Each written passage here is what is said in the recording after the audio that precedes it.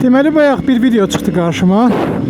Türklərdən idi, Türkiyəlilərdən ki, ümumi məğzə o idi ki, söhbətin valideynlər evdə kitab oxumursa, uşaqlardan niyə kitab oxumağı tələb eləyirlər. Ümumi olaraq təbii ki, haqlıdır, amma bu məsələyə biraz çox tərəfli baxmaq lazımdır. Yəni uşaqların oxumağa, öyrənməyə həvəsi həqiqətənmi ən çox evdə valideynin oxumağına bağlıdır? Kifayət qədər bağlılıq var, amma işin fərqli məqamları da var. Biz xeyli məqamda görə bilərik, xeyli hallarda görə bilərik ki, valideynlər tutalım ali təhsilsizdir, amma uşaqlar ali təhsilə daha çox meyillidir. Bu da bəzən nədən irəli gəlir, bəzən yox, bir xeyli hallarda ondan irəli gəlir ki, uşaqlar valideynlərin sırf təhsilsiz olduğuna görə narahat olduqlarını, əziyyət çəkdiklərini, özlərinin tələblərini, istəklərini çox da reallaşdıra bilmədiklərini görüb, biz belə olmayacağıq fikri ilə daha çox təhsilli olmağa çalışırlar. Bu çox normaldır. Belə hallar, məsələn, kənd yerlərində, ucqar yerlərdə çox savadlı uşaqların əksəriyyətinin valideynləri ali təhsilli deyil. Sadəcə təhsilə dəyər verilir. Bu məsələnin bir tərəfi. Bir də hansı hallar müşahidə oluna bilir. Mən hətta öz həyatımdan deyə bilərəm. Həyatımın bir çox hissəsi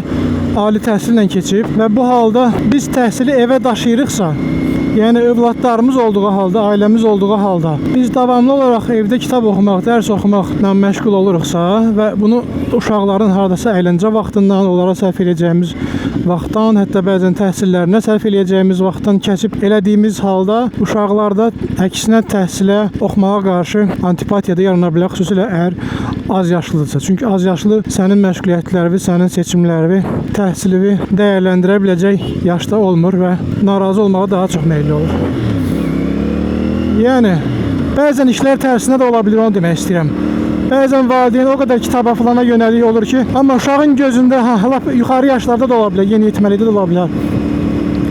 Uşağın gözündə ona qarşı elə səhvlər buraxdığını düşünür ki, uşaq və bunu oxumaqla, təhsillə əlaqələndirə bilir. Bəzən əlaqələndirməsə də, məsələn, bu fikirdə olur ki, əşi, güya bu qədər oxudu, neynədi, məsələn, bizə filan səhvləri elədi və s.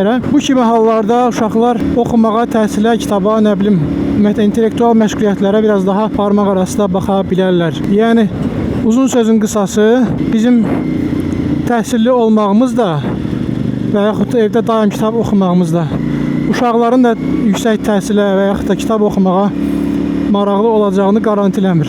Amma hər bir halda o negativ hallardan yayınmaq şərti ilə, belə deyə, çox belə əsas da az yaşlı uşaqların gözündə daim dərs oxuyan ata-ana kimi qalmamaq şərti ilə hər bir halda təbii ki, bu vərdişi göstərmək, evdə bunu vərdişə çevirmək bir mənalı şəkildə öz müsbət təsirini qoyar, düşünürəm. Hətta oxumasa belə uşaq ağlında qalacaq ki, bu yaxşı bir şeydir. Yəni, davamlı olaraq kitab oxumaq yaxşı bir şeydir. Zehniyyətində sağlam həyat tərzinin bir tərkib hissəsi olaraq yaxşı təhsil almaq və yaxud da kitab oxumaq lazımlı bir komponentlər kimi qalacaq. Biraz burada çevik olmaq lazımdır bu dairələrdə. Gedirik görək o biri mototsiklimiz hazırdırmı? Deyəsən hazır deyil hələ. Xodlamağında problem var, nəsə benzin məsələsinə görə. Hələ deyəsən müəyyən eləyə bilməyiblər ki, ümumiyyətlə bunun dərdi nədir? Piyadalara yol vermək vacibdir. Mototsikl çox təhlükə yaratmasa da, yəni ensiz bir şey olmasına baxmayaraq təhlükə həmişə var. Buradan da ümid edirəm ki, mən birbaşa sola dönsəm problem yaranmaz. Buradan da giririk CF Moto'ya. CF Moto'nun da bir reklam eləyək. Çox gözəldir. Çinin nömrə 1 moto brendidir. Artıq Yapon və Alman, Avropa, İtaliya motoları ilə də belə deyək, dirəşə bilən, rəqabət apara bilən bir markadır. Mənim iki motosikletim hər ikisi CF Moto'dur və içindən də çox razıyam. Çox razıyam. Satışda da bu dəqiqə necə deyirlər partladır. Belə bir reklamda getdi.